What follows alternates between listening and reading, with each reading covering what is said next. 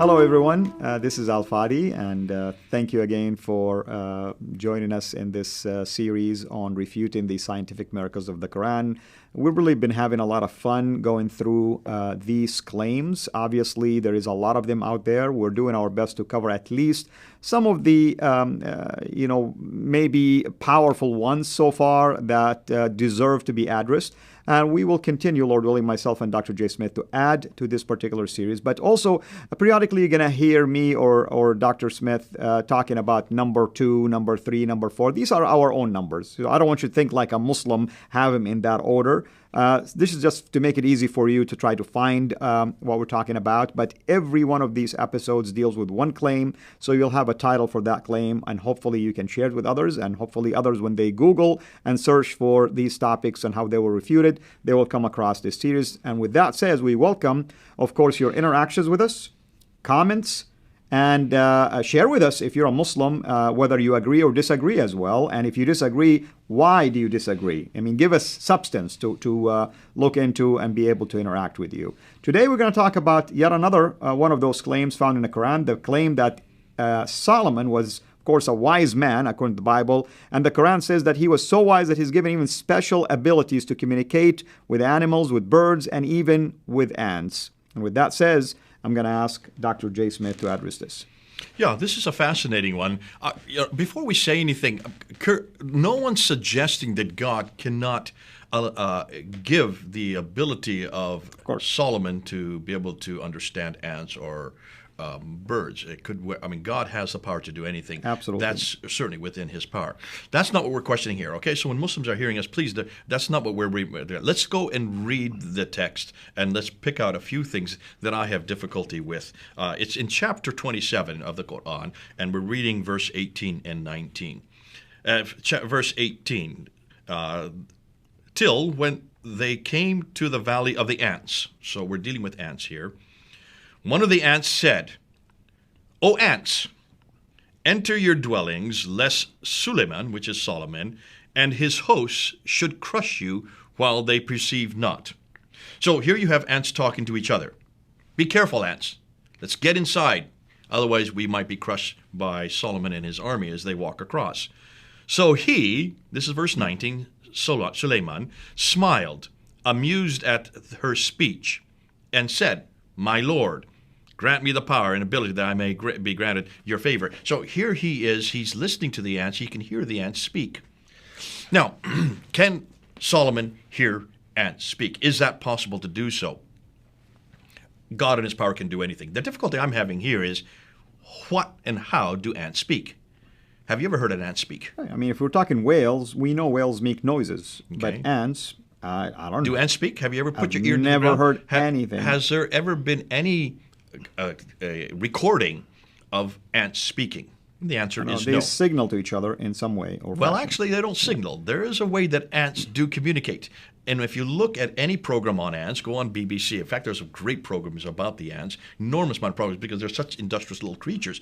And they're moving quickly. And then they all of a sudden stop, and then they actually, their heads come together. And what are they doing? They're not talking.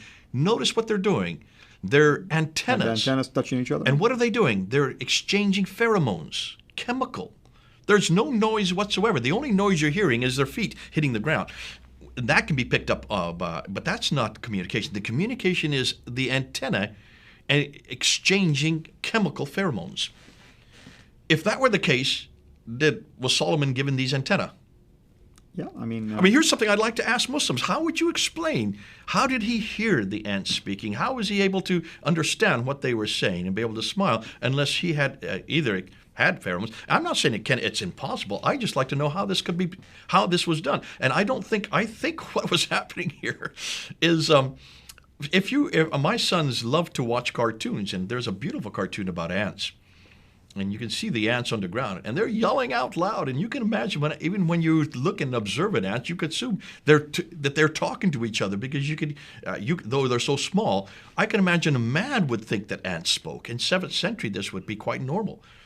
So that it could be quite normal that God would give them the ability to be able to pick up what they were saying in whatever language. We now know today that's not how it happens. It doesn't happen through any any noise or any type of vocal communication. There's no sound waves. It is all through chemical exchange. Absolutely. And I mean, this incident would have taken place around the reign of Solomon, about 1,000 years before the time of Christ. Nowhere in the Old Testament, for instance, did it talk about such a special Ability. gifting that was given to Solomon. I mean, we read about a lot of strange, things that happened, basically. Why would God hide something like this from us? He could have said, I granted him that, power to be able Could I to... exchange? And I tell you where I think this comes from? Yeah. If you look at chapter 27, almost the entire story of Solomon, because he doesn't only talk to ants, he also talks to a bird, Right. the hoopoe bird. That's right. Name known as the hoopoe bird because of hoopoe, hoopoe. That story of the hoopoe bird and Solomon, that story, along with the ants, and also everything that the hoopoe bird does, flies down to Sheba, meets the Queen of Sheba, who talks to him as well. So here, both the Queen of Sheba can talk to birds, and Solomon can talk to birds. Well, that's a little bit more understandable because birds do make sounds, and you can pick that up with your ear. Anyway, she comes up with the hoopoe bird up to meet Solomon because he's too busy marching his birds, getting them ready for battle, left, right, and they fly up over the enemy and they drop stones with the name of the enemy on the bottom of the stones, and they kill the enemy that way. Now, that is, when she comes then to the court of Solomon, there, opens the door into the throne room. Solomon's sitting on his throne. She's across, comes in the door. As she's about ready to cross out, there is a pond. And she sees it, and she picks up her skirts to keep from getting wet. That's where the story ends in chapter 27, verse 44. It's from verse 17 to verse 44 you see this whole story, Right. including the ants that we've just talked about in verse 18 and 19. Now, that story is borrowed story. That's not in your Bible. I never saw that. I would have loved to have had that story in my Bible. I missed out in Sunday school because we never had such an engaging story. And there'd be movies could have been made about this, and I would have loved those movies. The reason why it's not in the Bible is because this is an apocryphal account. This is a Jewish apocryphal account. It comes from the second Targum of Esther. Second Targum of Esther, you can go to your library, you can even pick it out. That's the source for this. That was written in the 2nd century. This book was compiled in the 7th to 8th century. The Jews that had contact with the compilers of the Quran, you notice I'm being very careful not to say Muhammad. That's why I jumped on you the other time. Whoever wrote this book had access to these stories, not to the biblical stories, for one very good historical reason. The biblical stories of Solomon, the true stories of Solomon and Sheba and all that happened in the Old Testament, had yet to be translated into Arabic. These were not translated until the 8th century. Therefore, whoever put the Quran together did not have access to the authoritative story. They just had access to the ones the Jews were giving them over the fires, the camel fires, the caravan fires at night. Those stories were apocryphal accounts. They were already translated into Arabic. That's why the Arab writers picked up these stories, like the Second Targum of Esther, written in the 2nd century. They wrote it in the 7th or 8th century. That's why you find them in Surah chapter 27. And you know what, Jay, you gave me an idea. I know you did one time a very short video about some of the sources of stories that are found in the Quran. I think we should do a series on this. We can take one There's of a whole these. other series we can do. Absolutely. Because the people need to know, here is the story in the Quran. You think it's from the Bible. Guess what? Here is the source that it came from. And this is an apocryphal account. No Jew in their right mind would go to Second Targum of Esther to say what Solomon did. Why? Ask any Jew, and they'll tell you these are nothing more than children's fables. That's right. That's right. I mean, rabbinic teaching, Talmud, Midrash, who knows? All of these were more like children's fables. They were taught to kids like bedtime stories, but they would take these stories that they heard from as they would be traveling, because remember, most of them were in the diaspora. They had been thrown out of Jerusalem in 70 AD at the destruction of the temple. They had to move out into the diaspora. They took their scriptures with them, wrapped up in their scrolls. Those they protected. They didn't let anybody read them. But what they would tell the kids at nighttime were these stories they heard. They were recounting from other sources. They would take these stories and put biblical names to them. Right. So Solomon was given in.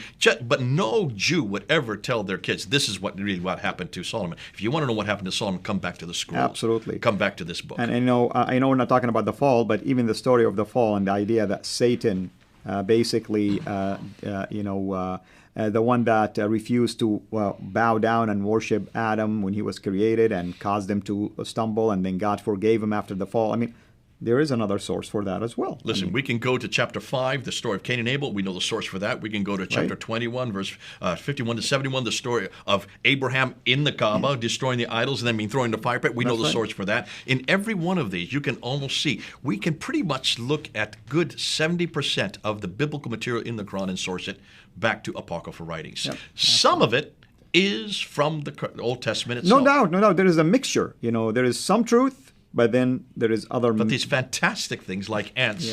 Yeah. Speaking to Solomon, or some able to hear the ants, that is from an apocryphal account. That comes from the Second Targum of Esther. Absolutely. Well, as you can see, everybody, we are already making planning for a brand new series. So hold on, until we make that announcement, because it seems that we can do a whole bunch of videos just on sources for many of these stories that are found in the Quran. But hopefully you've enjoyed this particular one, dealing with this claim that Solomon, and as my brother here mentioned, we're not really doubting that God can give those abilities to Solomon, or anyone for that matter, to communicate with birds or ants, but we're wondering, how could this be possible? What is the source for it? And therefore, we need to at least pause for a second and ask these kind of questions. So hopefully you find this yet another helpful tool in your ministry. Thank you so much for joining us, and God bless you. Thanks for watching. Make sure to like and subscribe. Also, hit the bell so that you don't miss future videos. And please consider becoming a patron at patreon.com/CIRA International. And together we can introduce Muslims to the gospel of Jesus Christ. Thank you.